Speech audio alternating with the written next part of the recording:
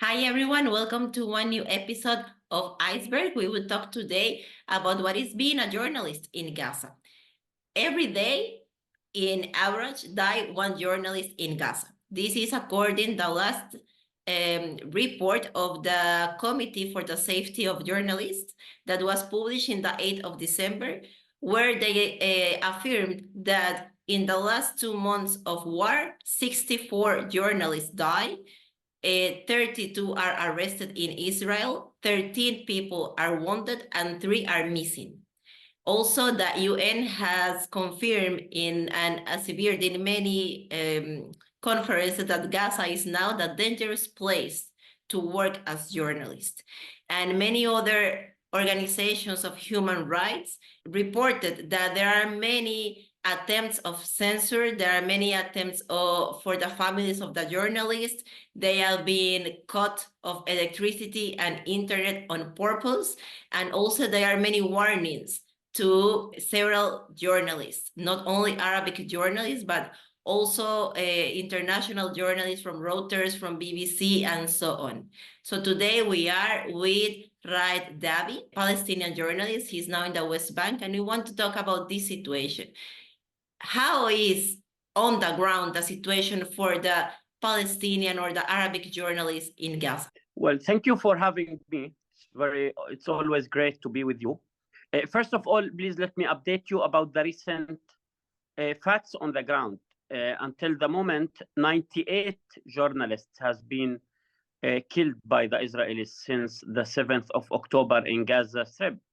In the addition, that hundreds of journalists has been injured, many others has been replaced from their places, and many others has been arrested by the Israeli occupation apartheid regime. It's super clear that Israel doesn't want to see the fact, and it's very clear that journalists represent the eye of the facts and the eye of the truth from Palestine towards the world. Israel, from the very first moments, fight against the truth, fight against hospitals, fight against churches and mosques, and fights against journalists, because journalists are they are the ambassadors of the truth from Gaza towards the international communities, towards the international arena. In the very first day, Mr. Netanyahu, the Prime Minister of the State of Israel, tried to contribute propaganda, lies, and rumors. He spoke about many fake news and misleading news. Thanks to the Palestinian journalists and thanks to many other international journalists who, from the very first moment, did everything possible in order to reflect the truth on the ground in Gaza and in West Bank, that made Netanyahu and his apartheid system shaking from anger, and that making them deciding to target the cameras and targeting the journalists. That's why every single day we witness more than journalists killing by the Israeli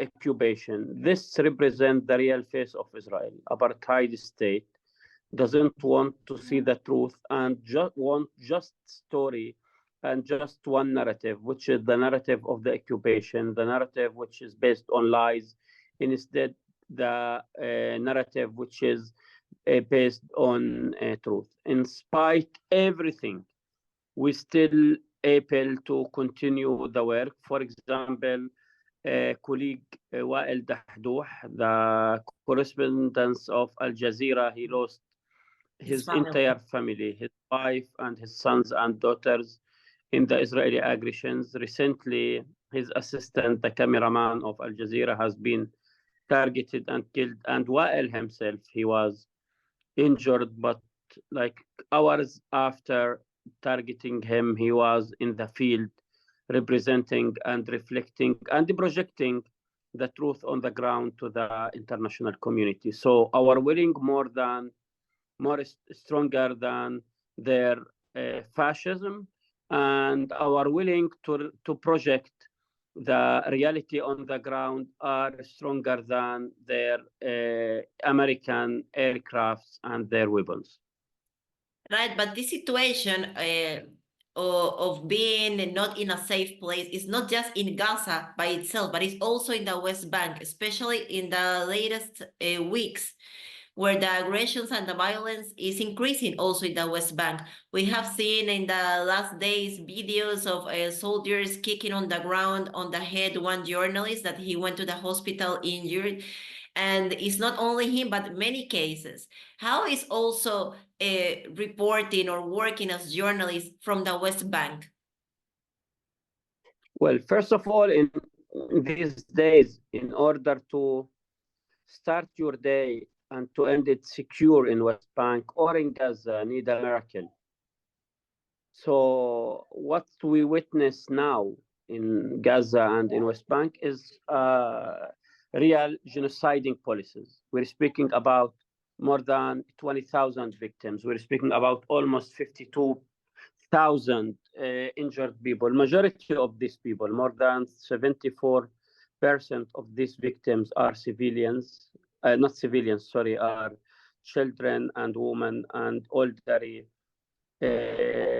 people. So living in West Bank and in Gaza under occupation in a very normal day is very difficult and very insecure. So you can imagine under the war, under the indiscriminate attack against civilians and women, how could be the daily life of the Palestinian people. But you could imagine how much that could be more complicated when it comes to the one that his main mission to be under the fire, to be close to the death every single moment in order to project and to reflect the suffering of his people to the entire world. And Israel not just denying him or her to do this work, but they even targeting them and targeting their families or their children. In many cases, the entire family of our journalists has been targeted as a collective punishment against their rule and their work to represent the truth on the ground to the entire world. So now it becomes as the mission of impossible to be a journalist in Palestine. What we witness now never been witnessed during the war during all wars in Gaza and in other part of the world. What we witness is more fascism than we seen in the darkest moments of the history during the Second World War. Journalists have in the entire world and even in conflict areas, they have this security and safety hat. Supposedly no one can touch them because they are there is to report what is going on. That is the first mission of any journalist. But how they can work under this situation where Israel tell them, okay, this is a safety zone, you will stay here, but even in the safety zone, they are targeted. They tell them, okay, you have to move your family, as the example that you give, and we also want to talk a little bit about while at Dahdu. Well, his family was moved from one place to other one, and even in the refugee camp, they were targeted, and they killed them there. And also for the cameraman who died, when they entered to this school, they knew that they were there, and already the place was targeted, and in somehow you can say the mission in that place was finished. But as soon as the journalists entered, also they were shooted. So under which conditions and how trustable can be the Israel army when they said the journalists, okay, you can report from here, you can stay here, but even that place is not safe? Well, first of all, there is no safe place now in Gaza. There is no 1 centimeter safe and secure in Gaza. And it's very clear that Israel deal with every moving person in Gaza as a threat and as a target. It's very clear from the mass number of civilians who has been murdered. It's very clear from the almost 100 journalists has been murdered in Gaza, so there is no safe place in Gaza. The other thing, Israel get used to be protected by the American veto and to be not accountable from all of its previous crimes. We all remember the murdering of Shireen Abu Akleh, Al Jazeera journalist, who has been killed while she was covering one of the Israeli raids on Jenin refugee camp in West Bank. Shireen is a Palestinian journalist holding an American passport, but the Israeli had this feeling that they have the full immunity because they are protected by the American veto and they are above international law and above accountability. That made Israel يعني more daring and more careless about international law because they know that there is no international accountability when it comes to the Israeli war crimes.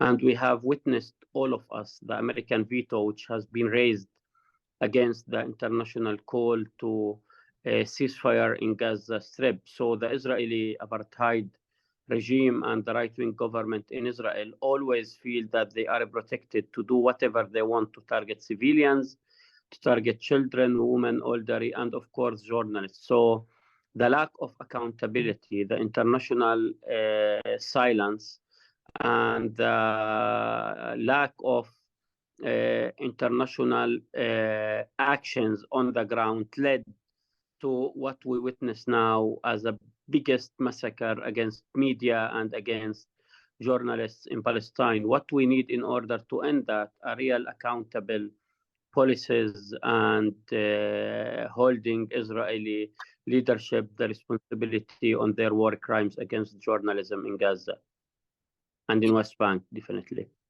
Is there a special profile of journalists that Israel is targeting to? Because we can think that maybe are just Palestinian journalists, or in the Western media, they can think that it's all only, for example, Al Jazeera journalists.